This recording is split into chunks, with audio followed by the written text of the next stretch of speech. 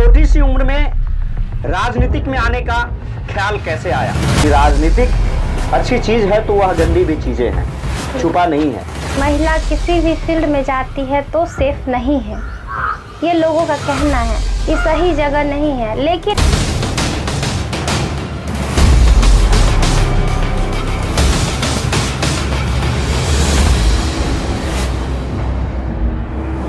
पंचायती राज व्यवस्था में जिस प्रकार से भ्रष्टाचार हो रहे हैं, और आप तो गांव में घूमते हैं मैम,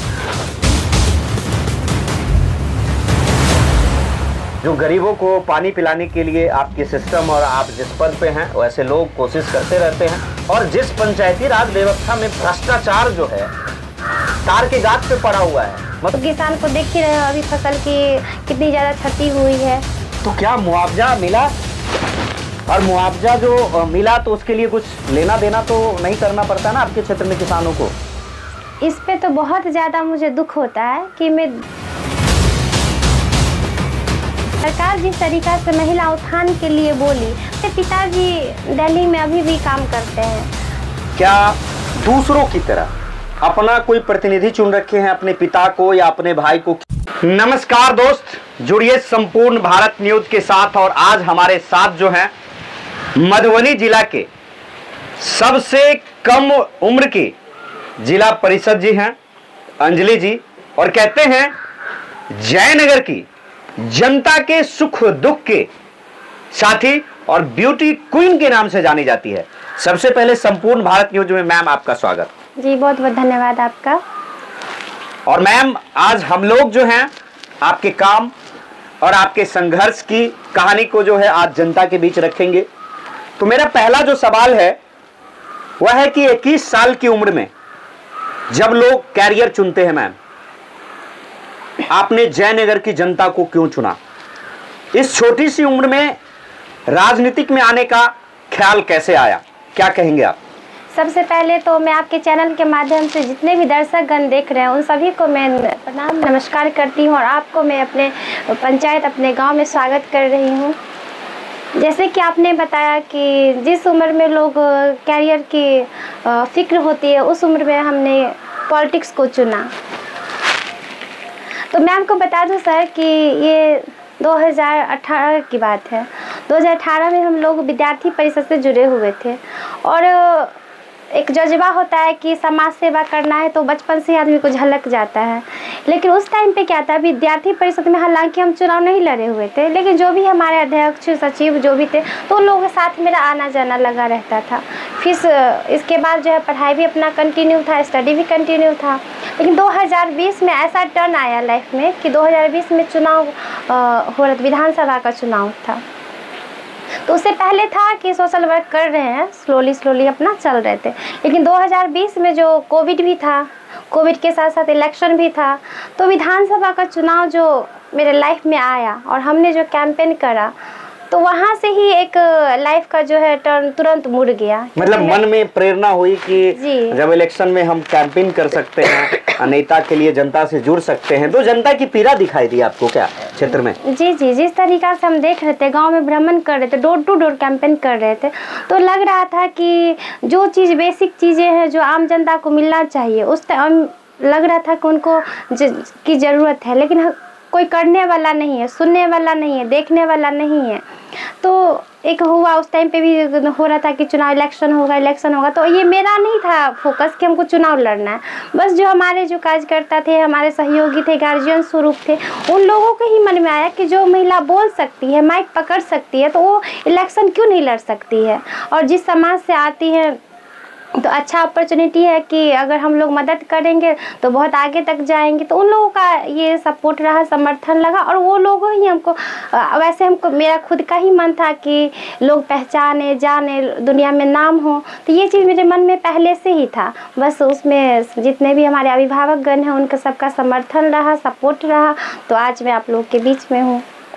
लेकिन अंजलि जी कहे तो बड़ी आश्चर्य की बात है, और बड़ी जो है कठिन ये रास्ता है आपका कि जिस समय जो है बेटी ब्याह करके मैके जाती है उस समय में बेटी संघर्ष कर रही है। ये भी कहानी हम आपसे ही सुनेंगे और देखने की कोशिश कर रहे हैं। तो क्या इस संकल्प से समाज को कितना आप बदले और कितना बदलना अभी और बाकी है?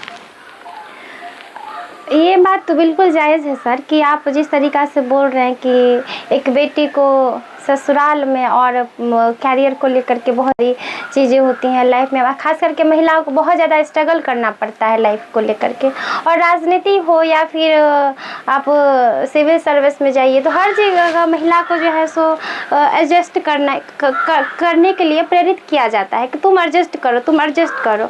लेकिन महिला को ये चीज़ होना चाहिए, खुद के अंदर गट्स होना चाहिए कि मुझे करना है। अगर मुझे मिला है, ये पोस्ट मिला है, मुझे ये पद मिला है, तो इसकी गरिमा कैसे कायम रखे और खुद के लिए स्टैंड कैसे लगे। क्योंकि महिला को देखा जाता है, बोलना तो नहीं चाहिए कि महिला को दबाया जाता है, क्योंकि अगर दबाया जाता तो आज मैं बीच में बैठी नहीं रहती आपके बीच में।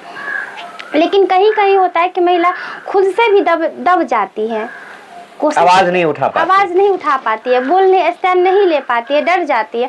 तो मैं ये कहना चाहूँगी कि अगर कोई भी महिलाएं किसी भी फील्ड में अगर जाती है तो खुद को बोल्डली खड़ा करना पड़ेगा, खुद के लिए खुद से लड़ना पड़ेगा, तभी महिलाएं आगे बढ़ पाएगी। नहीं तो फिर महिला जो जहाँ से उठी है फिर उठ करके वहीं पे बैठ जाएगी।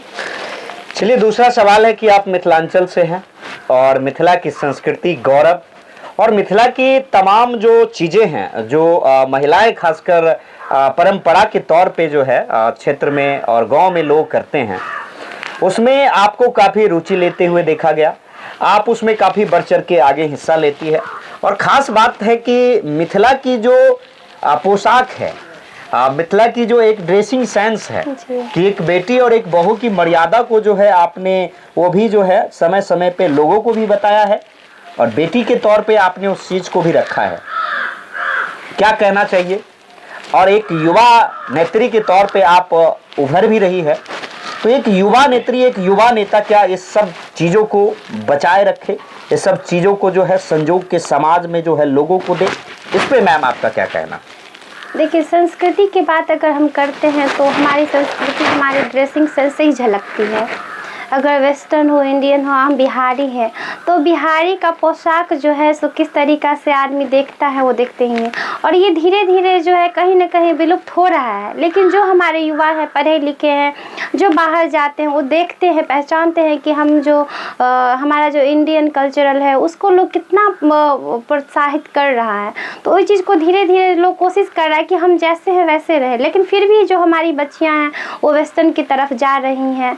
ड्रेस कोई खराब नहीं है, लेकिन फिर भी अपना लिहाज खुद को कैसे करना है, खुद को कैसे कवर करना है, तो ये खुद के हाथ में होता है। तो ये और जितने भी अगर आप देख रहे होंगे, अगर हमारे तो हम कोशिश रहता है मेरे क्षेत्र में, जैसे कि हमारे सामा चकेवा हो, कोई धार्मिक काम हो, पूजा पाठ हो, या फिर संस्कृति से संबंधित कोई भी अगर कार्यक्रम होता है तो उसमें मेरी बढ़ चढ़ के भागीदारी होती है। क्योंकि अगर हम उसमें जा रहे हैं तो बस जा नहीं रहे हैं, लोगों को दिखा भी रहे हैं कि हम इसके प्रति समर्पित हैं और हम चाहते हैं कि हमारा संस्कृति हमेशा ऐसे ही बना रहे। क्या लगता है, आप जिला परिषद चुनाव लड़े और जिला परिषद और चुनाव के बीच में आपकी शिक्षा जिम्मेदारी जिस प्रकार से एक पद पे जाने के बाद बढ़ी, तो फिर उसको आप किस प्रकार से निभा रहे हैं? क्योंकि अक्सर जो है बेटियां जब मायके जाती है, अक्सर मायके से कोई बहू घर आती है तो वह इस ताने से समाज को जरूर जो है कहती हैं कि मैं बहुत जिम्मेदारी निभा रहा हूँ। लेकिन हमारी अंजलि बहन, हमारी अंजलि बेटी इस समाज को जो है पूरे मजबूती के साथ और पूरा जोर से जो है किस प्रकार की जो है मजबूती के साथ आप जो है इस जिम्मेदारी को निभा रहे हैं, जरा इस पे भी हम चर्चा करें तो बेहतर होगा। अगर सर बात जिस तरीक़ा से आप बोल रहे कि अगर हम पॉलिटिक्स में आए हैं तो मेरी पढ़ाई लिखाई का क्या हुआ, क्या करिए, स्टॉप कर दी या फिर नहीं की, तो मैं आपको बता दूँ कि जब मैं 10th में थी तो 10th के बाद मैं 12th की। 12th जो है पापा 10th तक पढ़वा, जितना तक हो सकता था पापा किए। लेकिन मैं आपको बता दूँ, दोधा में कोचिंग करती थी और वहाँ पे खुद उनका संस्था चलता था, कोचिंग स्कूल सारा चलता था, वहाँ पे खुद पढ़ा करके मैं पढ़ी हूँ। तो ये मेरे लिए बहुत ज़्यादा मतलब स्ट्रगल की बात नहीं है, स्ट्रगल की बात नहीं है कि मैं मेरे लाइफ में ये पॉलिटिक्स, राजनीति, सामाजिक जीवन, मेरे पढ़ाई आ सकती है, क्योंकि खुद माइंड सेट होना चाहिए कि अगर हमारे पास समय नहीं है तो हम कैसे खुद के लिए भी समय निकालें, क्योंकि जीवन में कुछ भी करिए लेकिन शिक्षा बहुत ज़्यादा ज़रूरी है। ऐसा नहीं होना चाहिए कि अगर हम को पद पोस्ट मिल गया तो हम अपने पढ़ाई को स्टॉप कर दें। तो मैं आपको बता दूं, पिछले जब मैंने चुनाव लड़ा था उस टाइम मैं ग्रेजुएट हो चुकी थी। उसके बाद अभी मेरा MSc कंप्लीट हो चुका है, PhD के लिए प्रिपरेशन के लिए लगे हुए हैं कि PhD करना है। तो मेरा कंटिन्यू ये स्टडी चल रहा है। प्रोफेसर तो नहीं बनना? तो वही हम बोल रहे हैं कि मतलब लाइफ में एजुकेशन बहुत ज़रूरी है और उसकी कोई लिमिट नहीं होती है। तो अभी चल रहा है, अभी प्रिपरेशन में लगेंगे, उसके बाद देखते हैं। चलिए, एक और सवाल है मैम कि मधुबनी की राजनीतिक में, और आप गांव से जो है मधुबनी की राजनीतिक की है, बड़ा कठिन होता है कि एक बेटी बस में ट्रेवल करके मधुबनी जाती है तो एक पिता को बहुत चिंता होती है कि क्या वह बेटी जो है सुरक्षित आएगी कि नहीं। लेकिन जिस प्रकार के सोशल साइट, सोशल मीडिया पे आप देखे होंगे कि राजनीतिक अच्छी चीज़ है तो वह गंदी भी चीज़ें हैं, छुपा नहीं है। लेकिन आप जिस मधुबनी और मिथिलांचल में राजनीति की शुरुआत किए, तो क्या कभी आपको ऐसा लगा कि मधुबनी जिला में बहुत सारे दिग्गज नेता हैं, ऐसे लोग हैं, कभी भी आप असहज महसूस किए हो? कभी आपको लगा हो कि हाँ, दिग्गज के बीच में जो है किसी भी चीज़ और किसी भी चीज़ के लिए आपको थोड़ी सी प्रताड़ित भी होना पड़ा हो, थोड़ी सी शर्मिंदगी भी होना पड़ा हो, थोड़ा सा सर भी झुकाना पड़ा हो? क्या इस चीज़ और इस रास्ते से मिथिलांचल और मधुबनी में आप गुजरा? सर देखिए, जैसे कि होता है कि महिला किसी भी फील्ड में जाती है तो सेफ नहीं है, ये लोगों का कहना है कि सही जगह नहीं है। लेकिन ये महिला पे डिपेंड पड़ता है कि हम कहाँ जा रहे हैं और ख़ुद को कितना सेफ कर पा रहे हैं। तो ये चीज़ मेरे लिए है कि मैं कहीं भी जाती हूँ तो मुझे ऐसा, अभी तक तो बड़े बड़े पॉलिटिशियन से बातचीत हुई, बहुत सारे विषयों पर डिस्कशन होती है, लेकिन इस तरीक़ा से मुझे देखने को नहीं मिलता है। लेकिन हाँ, कहीं कहीं है कि दबाने का लोग कोशिश ज़रूर करता है। अगर हम काम ही कर रहे हैं तो किस तरह से पोलाइटली उसको डिस्ट्रॉय कर दिया जाए, तो इसमें लोग मतलब लगा रहता है। लेकिन अगर हम सही कर रहे हैं तो आदमी वहाँ पे कितना भी बल लगा ले, कुछ लगा ले, बुद्धि लगा ले, लेकिन हाँ, जब आप जहाँ सही है तो सही ही रहेगा। तो ये मेरा रहता है कि ज़्यादा लोगों से उलझे नहीं, लेकिन सीधा साफ सुथरा करके चलते जाए तो लोगों को बात जितना हम इग्नोर करेंगे तो उतना रास्ता क्लियर रहेगा। पंचायती राज व्यवस्था में जिस प्रकार से भ्रष्टाचार हो रहे हैं, और आप तो गांव में घूमते हैं मैम, पंचायत की जो जल नल की व्यवस्था है, जो गरीबों को पानी पिलाने के लिए आपकी सिस्टम, और आप जिस पद पे हैं वैसे लोग कोशिश करते रहते हैं, उसकी व्यवस्था देख लीजिए। और जिस पंचायती राज व्यवस्था में भ्रष्टाचार जो है तार के गाछ पे पड़ा हुआ है, मतलब वहां से यदि कुछ गिरेगा तो भ्रष्टाचार ही गिरेगा, इतना चरम पे है। क्या इस पे आप कुछ कहना चाहेंगे? क्या सच में भ्रष्टाचार है? क्या सच में किसान परेशान है? क्या सच में वो परिवार परेशान है जो कभी अपने जन्म तिथि बनवाने के लिए पैसे खर्च करने पड़ते हैं, चक्कर लगाने पड़ते हैं? क्या विधवा पेंशन के लिए विधवा महिलाएं को परेशान होना पड़ता है? क्या सच में ऐसी चीज़ें आपकी नज़र में हैं?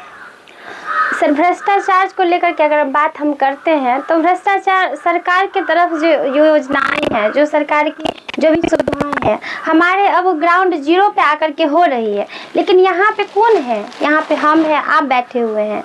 तो कहीं ना कहीं सिस्टम के साथ, सिस्टम की बात हम यहाँ पे नहीं करते हैं, तो कहीं ना कहीं धरातल पे आते आते आदमी जो यहाँ बैठा हुआ है तो उनके थ्रू जो है सो आम जनता को सुविधा नहीं मिल पा रही है, और कहीं ना कहीं जो है सो गुमराह कर दिया जाता है। और ख़ास करके किसान की बात करें तो किसान को देख ही रहे हैं अभी फसल की कितनी ज़्यादा क्षति हुई है। तो क्या मुआवजा मिला? और मुआवजा जो मिला तो उसके लिए कुछ लेना देना तो नहीं करना पड़ता ना आपके क्षेत्र में किसानों को? सर, अभी जितने लगभग ऐसे 4-5 किसान होंगे, आपको परवावेल ही ले लीजिए, बढ़ी ले लीजिए और अपने इधर भी ले लीजिए, तो जिनको मेरे थ्रू जितना संभव हो पाया जानकारी मिली है तो उनको पेपर वर्क के साथ हमने करवाया है काम। तो ऐसा कहीं नहीं है कि कुछ लगा हो, कुछ देना लेना वाला बात हो, ऐसा कहीं नहीं हुआ है। और हालांकि देखिए आप इसमें आदमी किसान के नज़र में क्या हो जाता है या फिर आम जनता आम पब्लिक के बात में क्या हो जाता है कि वो चाहता है कि तुरंत हो जाए मेरा काम, और तुरंत के चक्कर में जो है कहीं ना कहीं जो है लेनी कर बैठता है। अब वो चीज़ हम नहीं बोलेंगे, कहीं ना कहीं जो उनका जो है सो माइंड सेट रहता है कि हम यहाँ जाएंगे तो ऐसे करेंगे तो हो जाएगा, लेकिन ऐसा होता नहीं है हालांकि। तो इसके वजह से हमारी जनता भी परेशान है और सरकार की योजनाएं हैं तो लगभग सरकार प्रचार कर रही है, अनाउंसमेंट कर रही है कि आम जनता हर एक सुविधा घर बैठे ले सके। दूसरा सवाल है कि नीतीश कुमार जी जो है महिला को अर्थ से फर्श पे बैठा दिया। नीतीश कुमार जी जो है महिला को आरक्षण दे दिया, लेकिन उस आरक्षण का जो है लाभ मैं महिलाओं को लेता हुआ तो दिखाई दे ही रहा है हमको, लेकिन उसके अधिकारों का हनन जो है बहुत बड़े पैमाने पे है। यदि आप जिला पार्षद हैं, यदि आप मुखिया हैं, तो आपके कामकाज को या तो आपके भाई चलाएंगे या तो आपके पिता चलाएंगे। क्या इस आरक्षण पे और इस ढंग की आरक्षण जब सरकार दे दिए तो क्या ऐसे लोगों को, ऐसी महिला को खुद से आगे आना चाहिए कि नहीं आना चाहिए? कई सारी मीटिंग में जो है मैं देखता हूं कि मुखियाइन के बदले जो उसके प्रतिनिधि जाते हैं। क्या इस पे आपत्ति है आपको? इस पे तो बहुत ज़्यादा मुझे दुख होता है कि मैं कई सारे ऐसे बैठक में जाती, जैसे आपने बोला कि हम देखते हैं, और हालांकि आप जाते होंगे मीटिंग में, देखते होंगे, बात बाइट कर लेते होंगे। तो ये चीज़ सही है कि सरकार जिस तरीक़ा से महिला उत्थान के लिए बोली, महिला उत्थान के लिए काम कर रही है, लेकिन यहाँ महिला के नाम से तो लोग वोट करता है, चुनता है, लेकिन उनके गार्जियन बोलिए चाहे जो बोलिए, उनको मतलब ये मन में बैठ चुका है कि ये नहीं कर सकती है, हम ही करेंगे। तो ये मनिया जो है ना उसको हटाना पड़ेगा। और जो अगर महिला चुन के आती है अगर कहीं पे भी, तो महिला को अगर कोई मान के चलिए कोई बच्चा पैदा होता है तो पेट से कुछ सीख करके नहीं आता है, ज़मीन पे आता है, उसके बाद ही कुछ सीखता है धीरे धीरे। तो वैसे ही मैं समाज से कहना चाहूँगी कि जो हमारे दर्शक है देख रहे हैं इस वीडियो को, तो मैं उनसे यही आग्रह करना चाहूँगी कि अगर कोई भी पद प्रतिष्ठा आप अपने माता को, अपनी बहन को समाज के आगे रखते हैं तो उनको कोशिश कीजिए, उनका मनोबल बढ़ाइए। हाँ, आपकी ज़रूरत है, आपके बिना मतलब चल नहीं सकते हैं। नर नारी नरेश्वर भगवान भी है। तो ये चीज़ है कि आप ये चीज़ मत आंकिए महिलाओं को कि वो नहीं कर सकती है, उसको हाथ पकड़ के चलाना सिखलाइए। तो धीरे धीरे स्टेप बाय स्टेप वो सीखेंगी, ऐसा नहीं है कि नहीं सीखेंगी। और हम देख रहे हैं कि हमारे जिला पार्षद क्षेत्र में 56 पार्षद है, लगभग हमारे क्षेत्र हम लोगों का जो बैठक होता है तो हमारे चेयरमैन भी है, इसको महिला है, महिलाएं खुद कर रही हैं। और हमारे जितने भी हमारे इस बार का जो है बैठक होता है तो इसमें हम लोगों का फोकस होता है कि अगर महिला प्रतिनिधि है तो महिला ही आएगी, पुरुष एंट्री नहीं है। जैसे अगर दिख जाता है कि पुरुष है तो उनको बाहर कर दिया जाता है। तो ये हमारे लिए, हम समाज के लिए वो बहुत ही गर्व की बात है। अब बात रही पंचायत की बात, तो पंचायत में भी मैं यही कहना चाहूँगी कि नर नारी दोनों साथ में चलना चाहिए, लेकिन महिलाओं को आप जिस पद पे दिए हैं, प्रतिष्ठा दिए हैं, तो उनको सिखलाइए, सीखने दीजिए, करने दीजिए, बतलाइए। जहाँ अगर प्रॉब्लम हो रहा है तो उनको हेल्प कीजिए। क्या अंजलि जी जिला पार्षद है और वह अपना काम जो है अपने पिता, अपने भाई, और क्या उनको प्रतिनिधित्व करने के लिए दे रखी है? मैं जानना चाहूँगा आपसे। सर, अगर आप आए होंगे तो देखे होंगे कि हम अभी स्कूटी से ही आए हैं और लगातार ये 5वां वर्ष मेरा चल रहा है। और मेरे पिताजी दिल्ली में अभी भी काम करते हैं, तो छोटा सा उनका दुकान है, दिल्ली में वो काम करते हैं। तो मैम, आप जिला परिषद हैं और आप जो हैं क्या दूसरों की तरह अपना कोई प्रतिनिधि चुन रखे हैं, अपने पिता को या अपने भाई को? क्योंकि आपके क्षेत्र में जिस प्रकार से आपके काम का जो है डंका बजता है, आप काम जो है सभी क्षेत्रों में जिस गुणवत्ता के साथ कर रहे हैं, और भ्रष्टाचार का जो है आपके पास जो है जीरो टॉलरेंस पे आप बात करते हैं, तो क्या कोई प्रतिनिधि नियुक्त कर ली है? कैमरे पे आप बोल तो रहे हैं और अपने लिए कोई प्रतिनिधि नियुक्त किए हैं क्या? इस पे आपका क्या कहना है? जैसे कि अभी हमने बताया ही है, तो लगभग 5वां साल मेरा बीत रहा है और 5वां साल में मेरे पिताजी, मैं बता दूं आपको कि मेरे पिताजी का छोटा सा दुकान दिल्ली में है, वो दिल्ली में ही रहते हैं। और हम 5 भाई बहन हैं, 5 भाई में 2 बहन, एक बहन की शादी और ऑलमोस्ट हो गई है, और फिर उसके बाद एक छोटा सा भाई है, वो भी अपना पढ़ाई कर रहा है। तो मेरा मानना है कि जो बच्चे पढ़ रहे हैं तो उसको हम अपना पढ़ाई का कैरियर छोड़वा करके अपने साथ हम अब घुमाए, अब हम लगे हुए सबको लगा के करवाएं।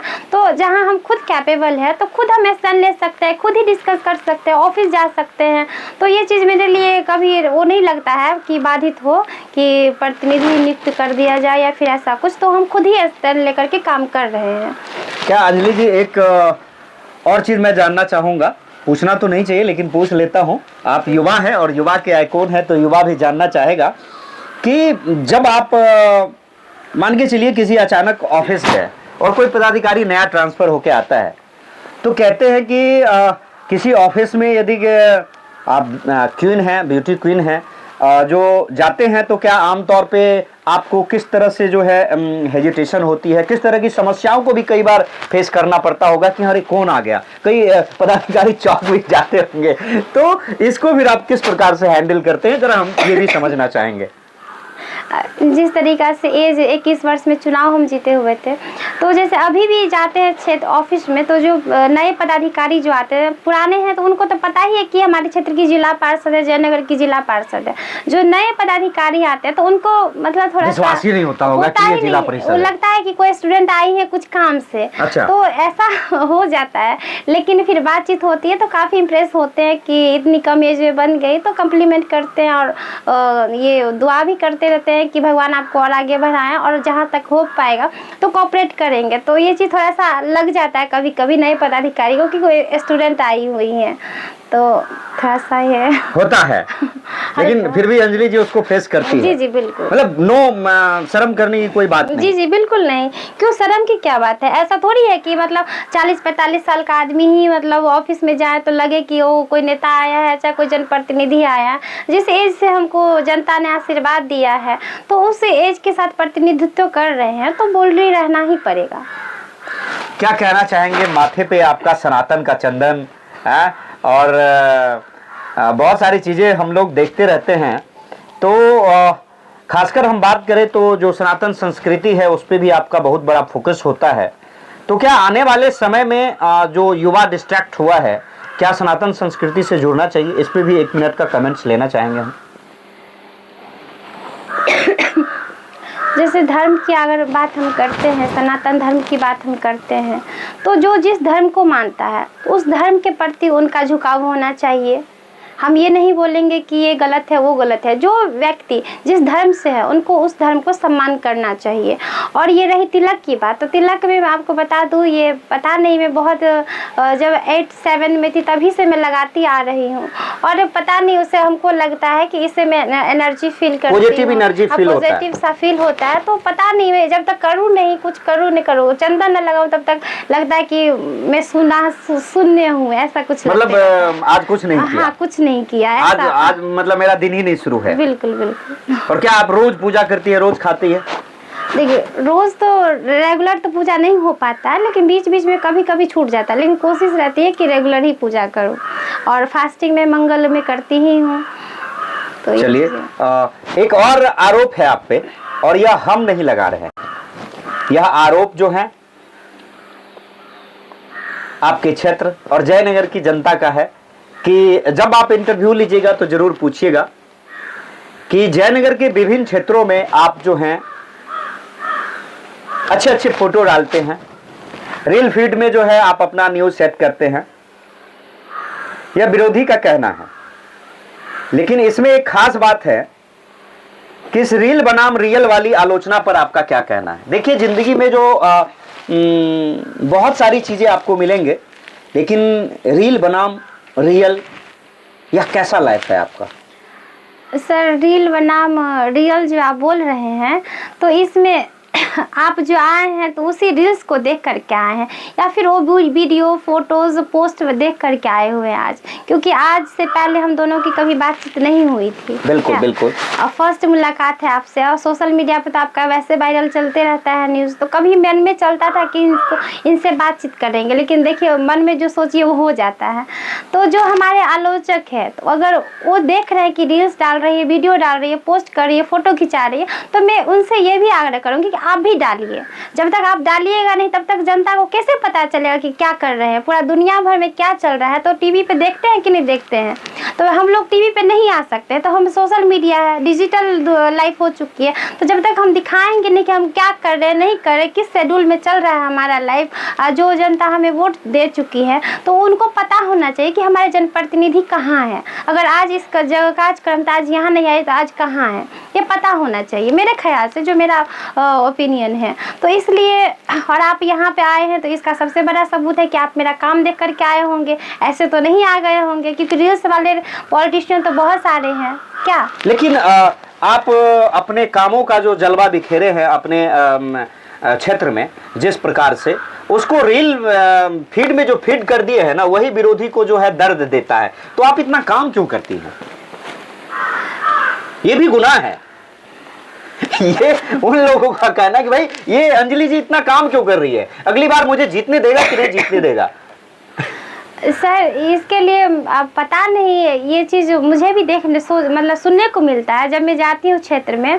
तो इससे पहले जब मैं आपको बता दूँ, थोड़ा सा 3 साल 4 साल पहले लेके जाती हूँ, तो क्षेत्र में जब मैं जाती थी तो लोगों का बस एक ही मुद्दा था, विकास का काम हो या ना हो, ये मुद्दा था ही नहीं। बस ये एक मुद्दा था कि जिला पार्षद को हम इलेक्शन टू इलेक्शन देखते हैं, वोट दिए, फिर 5 साल के बाद हम इलेक्शन में ही देखेंगे कि हमारे बीच में आ रही है हाथ जोड़ने के लिए। और हम उन लोगों को वादा किए थे, हम एक भी आश्वासन नहीं देंगे, ये करेंगे वो करेंगे, जैसे करते हैं जनप्रतिनिधि लोग वोट लेने के लिए कि हम ये बना देंगे वो बना देंगे। लेकिन मेरा ये बिल्कुल भी मकसद नहीं था कि आप पढ़े लिखे व्यक्ति को चुन रहे, एक बेटी को चुन रहे हैं, तो वो बेटी आपके हर एक दुख में सुख में हमेशा तत्परता के साथ खड़ी रहेगी। तो ये 4 साल में देखने को भी मिला है। लोगों के पास जाती हूँ तो बोलते भी है कि बाप रे बाप, लड़की भौकते कऽ लै छियै, हम तो पुरुष भौक नहीं कऽ पबै छियै, हमरा सबके मन थक जाए यहाँ के देखे का।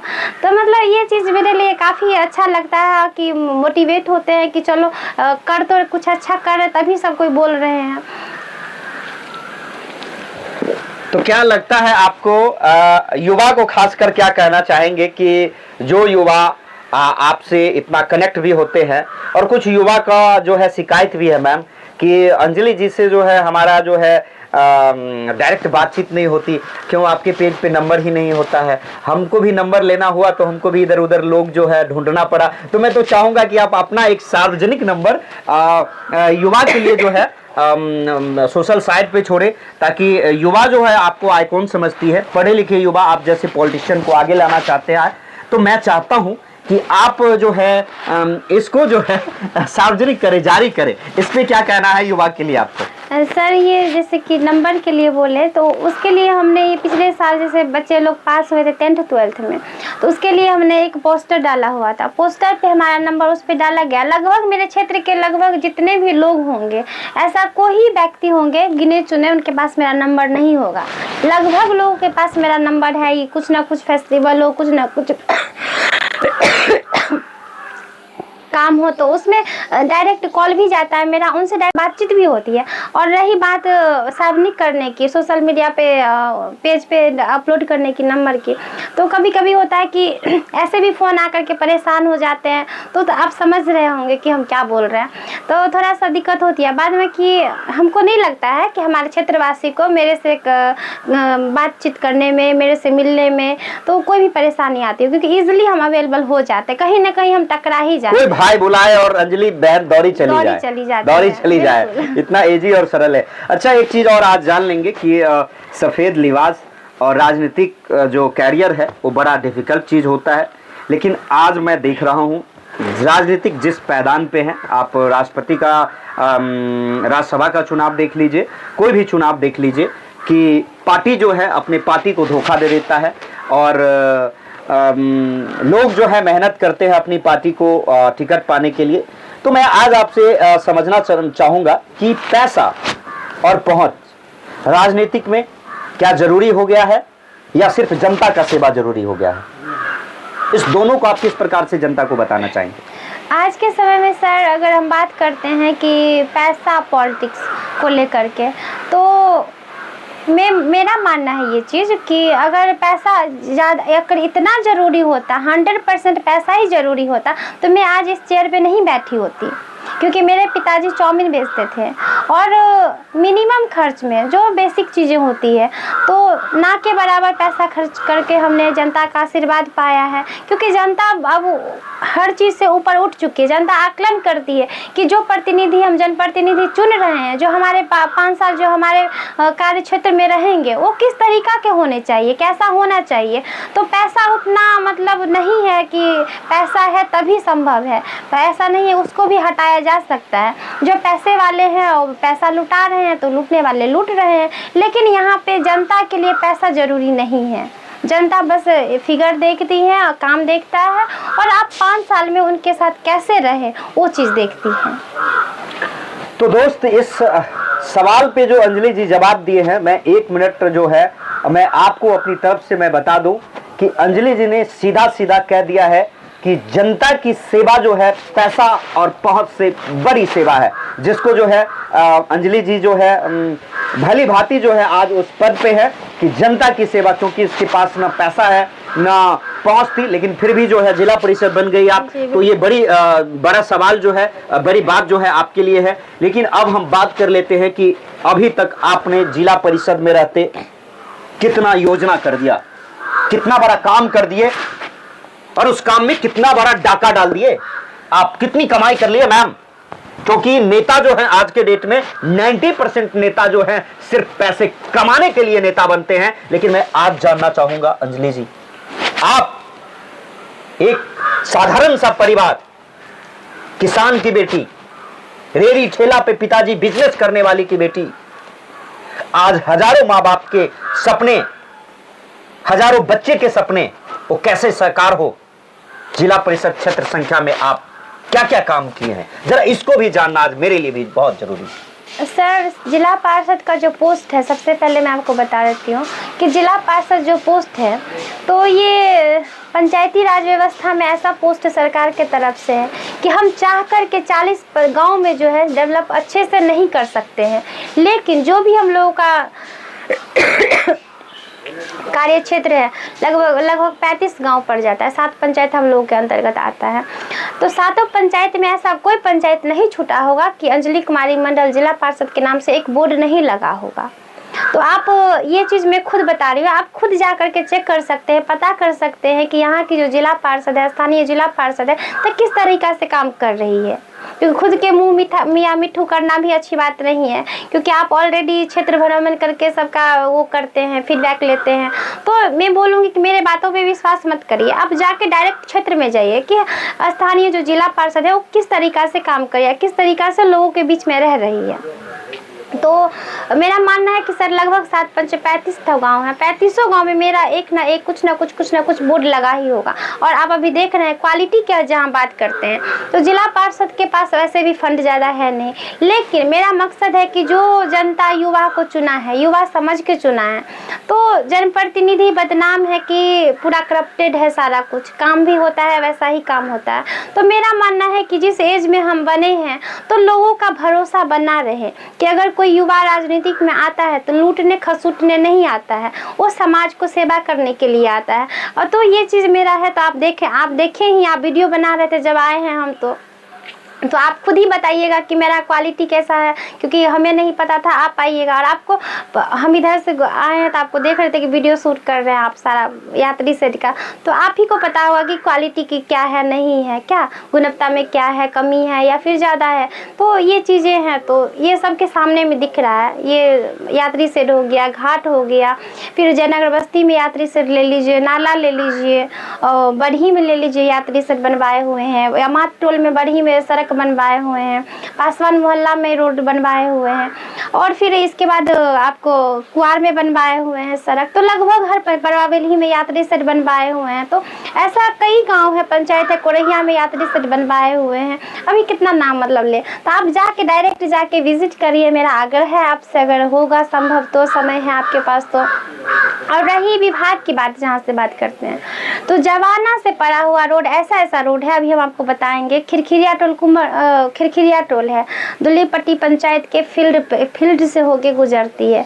लगभग वहाँ का स्थिति ऐसा था, मेरे चुनाव में जब कैंपेन कर रही थी, तो वहाँ के लोग समझिए ना, बोल रहे थे बुआ, फौजी से रिटायर्ड थे वो भी, कि मैडम लग नहीं रहा है कि हम लोग जीवंत में इस तरह सपोर्ट करके, समर्थन करके, जहाँ तक होता है ऑफिशियली सिस्टम में 100% कॉपरेट करके उनको मुआवजा दिलाने का काम करते हैं।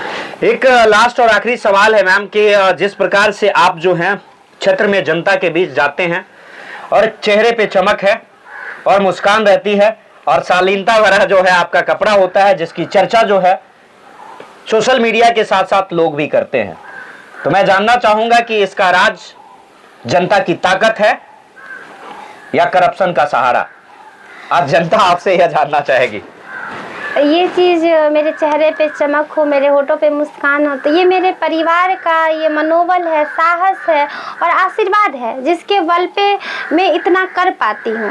क्योंकि जब तक आपके घर में अगर माता पिता अगर सपोर्ट नहीं करेंगे और पूरा दुनिया आपको जय जय जय जय करे, और घर में आप आइए सुकून की नींद आप अगर नहीं लेते हैं, तो उस चेहरे पे मुस्कान कभी भी नहीं झलकेगी। तो ये मेरे पिताजी का, माता का आशीर्वाद है और माता रानी का कृपा है कि हमेशा मेरे चेहरे पे कोई ये नहीं बोल सकता है कि इसके अंदर क्या परेशानी चल रही है। तो ये मेरा आप सबका आशीर्वाद है, जनता का आशीर्वाद है कि हमेशा उन लोगों के बीच में हंसने के और घुल मिलने की कोशिश मेरी रहती है।